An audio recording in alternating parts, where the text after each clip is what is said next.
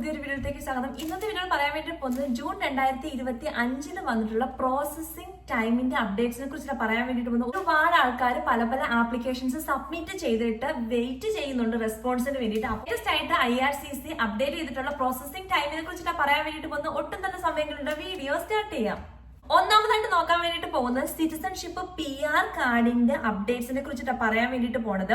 ഇതിന്റെ അകത്തെന്ന് പറഞ്ഞു കഴിഞ്ഞാൽ സിറ്റിസൺഷിപ്പിന്റെ കേസിൽ നേരത്തെ 10 മാസമായിരുന്നു അപ്ഡേറ്റ്സിന് വേണ്ടി, അതായത് ഈ ഒരു 10 മാസത്തിനുള്ളിലായിരുന്നു റെസ്പോണ്ട് വന്നിരുന്നത് എങ്കിൽ ഇനി മുതൽ, അതായത് ഈ ജൂൺ 2025 മുതലുള്ള അപ്ഡേറ്റ് എന്ന് പറഞ്ഞു കഴിഞ്ഞാൽ ഈ ഒരു 10 മാസം 15 മാസം ആകും എന്നാണ് പറയുന്നത്. 5 മാസം കൂടി നമ്മൾ എക്സ്ട്രാ വെയിറ്റ് ചെയ്യണം എന്നാണ് പറയുന്നത്. PR കാർഡിന്റെ റിന്യൂവലിന്റെ കേസ് പറയുവാണെങ്കിൽ 2 വീക്സിനുള്ളിൽ നമുക്ക് റിന്യൂവൽ ചെയ്ത് PR കാർഡ് കിട്ടും. പക്ഷെ പുതിയൊരു PR കാർഡ് കിട്ടണമെങ്കിൽ 49 ദിവസമാണ് ഇവർ പറയണത്. രണ്ടാമത്തെ അപ്ഡേറ്റ് വന്നിരിക്കുന്നത് പറഞ്ഞാൽ ഫാമിലി സ്പോൺസർഷിപ്പിന്റെ കാര്യമാണ്. സ്പൗസ് നിങ്ങളുടെ കാനഡയ്ക്ക് ഉള്ളിലാണെങ്കിൽ 11 മുതൽ 38 മാസത്തിനുള്ളിലാണ് റെസ്പോൺസ് എന്നാണ് പറഞ്ഞത്. ലേറ്റസ്റ്റ് ഉള്ള അപ്ഡേറ്റ് ആണ് വന്നിരിക്കുന്നത് കേട്ടോ. ഉള്ളത് പറഞ്ഞാൽ ഗ്രാൻഡ് പേരൻസിന്റെ കേസാണ്.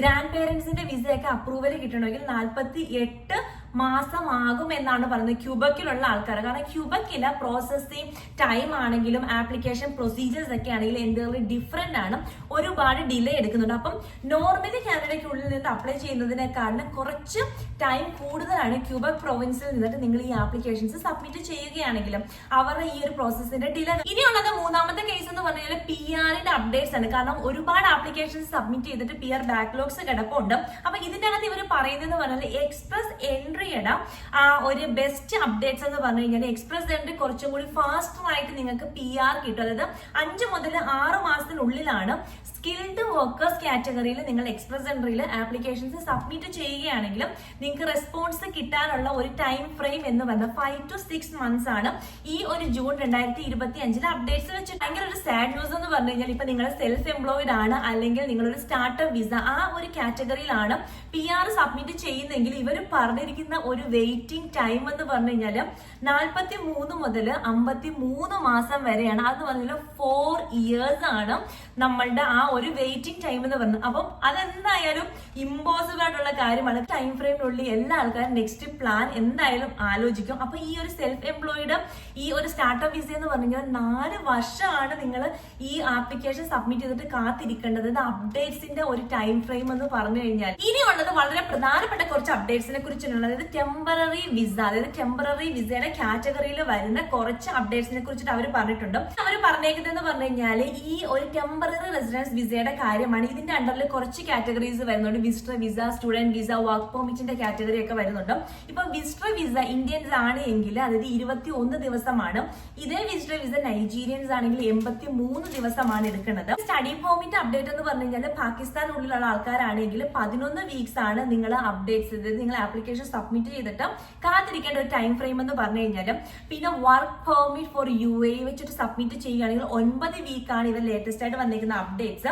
പിന്നെ ഇൻ കാനഡയിൽ വർക്ക് പെർമിറ്റ് സബ്മിറ്റ് ചെയ്തിട്ട് നിൽക്കുന്ന ആൾക്കാർ കാത്തിരിക്കേണ്ടത് അപ്ഡേറ്റ്സ് കിട്ടാനുള്ള ടൈം ഫ്രെയിം എന്ന് പറഞ്ഞു കഴിഞ്ഞാൽ 225 ദിവസമാണ്. അതായത് 7 മാസമാണ് ഈ ഒരു വർക്ക് പെർമിറ്റ് വെച്ചിട്ട് അപ്ഡേറ്റ്സിന് വേണ്ടിയിട്ട് വെയിറ്റ് ചെയ്യേണ്ട ഒരു ടൈം ഫ്രെയിം എന്ന് പറയുന്നത്. നമുക്ക് ഈ ഡിലേസ് ഒക്കെ ഒഴിവാക്കാൻ എന്ത് ചെയ്യാം എന്ന് ചോദിച്ചു കഴിഞ്ഞാൽ IRCC തന്നെ പറയുന്നുണ്ട്.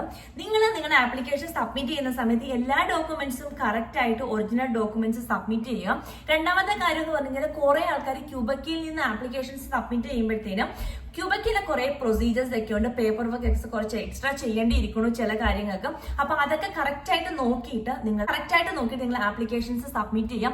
പിന്നെ ഈ ഒരു കാത്തിരിപ്പ് എന്ന് പറഞ്ഞു കഴിഞ്ഞാൽ ഈ ഒരു കാത്തിരിക്കുന്ന സമയത്ത് ഒരുപാട് ആൾക്കാർക്ക് പല പല ജോബിലത്തേക്ക് സ്വിച്ച് ചെയ്യാനുള്ള സാഹചര്യങ്ങളൊക്കെ നഷ്ടമാവുന്നുണ്ട്. പക്ഷെ ഇപ്പൊ എന്ന് പറഞ്ഞു കഴിഞ്ഞാൽ കുറച്ച് അപ്ഡേറ്റ്സ് വന്നിരിക്കുന്നത് പറഞ്ഞാൽ വർക്ക് പെർമിറ്റ് നിങ്ങൾ വെയിറ്റ് ചെയ്യുന്ന സമയത്ത് നിങ്ങൾക്ക് പുതിയൊരു ജോബിലത്തേക്ക് സ്വിച്ച് ചെയ്യാം എന്നുള്ള കണ്ടീഷൻസ് ഒക്കെ വന്നിട്ടുണ്ട്. കാരണം എന്ന് പറഞ്ഞു കഴിഞ്ഞാൽ ഇവിടെ നമുക്ക് സ്റ്റഡി പെർമിറ്റോ വർക്ക് പെർമിറ്റ് അങ്ങനെയുള്ള കേസിലൊക്കെ വരുമ്പോഴത്തേനും നമ്മുടെ സിൻ നമ്പർ ആയിരിക്കും നമ്മൾ വർക്ക് ചെയ്യുന്ന സമയത്ത് നമുക്ക് നമ്മുടെ സാലറീസ് ഒക്കെ കിട്ടുന്നതെന്ന് പറഞ്ഞു കഴിഞ്ഞാൽ സിൻ ത്രൂ ആണ്.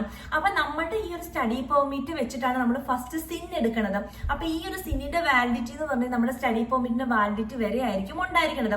അപ്പൊ നമ്മൾ ഇത് എക്സ്റ്റൻഷൻ വെക്കുന്ന സമയത്ത് നമ്മുടെ സിന്നിന്റെ വാലിഡിറ്റി നഷ്ടമാവും. അങ്ങനെ വരുന്ന കണ്ടീഷൻസിലും നമുക്ക് ചില ആൾക്കാർ ജോബിലത്തേക്ക് സ്വിച്ച് ചെയ്യുന്ന സമയത്ത് സിൻ വാലിഡിറ്റി ഇല്ലാത്തത് കൊണ്ടിട്ട് ഇങ്ങനെ ജോബ് കിട്ടാതിരിക്കുന്ന സാഹചര്യങ്ങളൊക്കെ ഒരുപാട് കാര്യങ്ങൾ ഇവിടെ നടക്കുന്നുണ്ട്. ഇപ്പൊ വർക്ക് പെർമിറ്റ് ആണെങ്കിൽ കൂടിയും എക്സ്റ്റൻഷന് വെച്ചിട്ട് റിസൾട്ട് വരാതിരിക്കുന്ന കണ്ടീഷനിലും സിൻ എക്സ്പയർഡ് ആയി വേറെ ജോബിലത്തേക്ക് സ്വിച്ച് ചെയ്യാൻ പറ്റാത്ത കണ്ടീഷൻസും ഇങ്ങനെയുള്ള കുറെ കണ്ടീഷൻസ് ഒക്കെ ഇവിടെ ആൾക്കാർ അനുഭവിക്കുന്നുണ്ട്. പക്ഷെ സ്റ്റിൽ പ്രോസസ്സിംഗ് ടൈം ഭയങ്കര സ്ലോ ആണ്. കാരണം നേരത്തെ നിങ്ങൾ ഒരു 1 month 2 monthിനുള്ളിൽ തന്നെ എല്ലാ ഡോക്യുമെന്റ്സും കിട്ടി നെക്സ്റ്റ് പ്രോസസ് ഒക്കെ ചെയ്തിരുന്ന സ്ഥലത്ത് ഇപ്പം നമ്മൾ 7 months 8 months ഒക്കെയാണ് കാത്തിരിക്കേണ്ട ഒരു സിറ്റുവേഷൻ വന്നിരിക്കുന്നത്.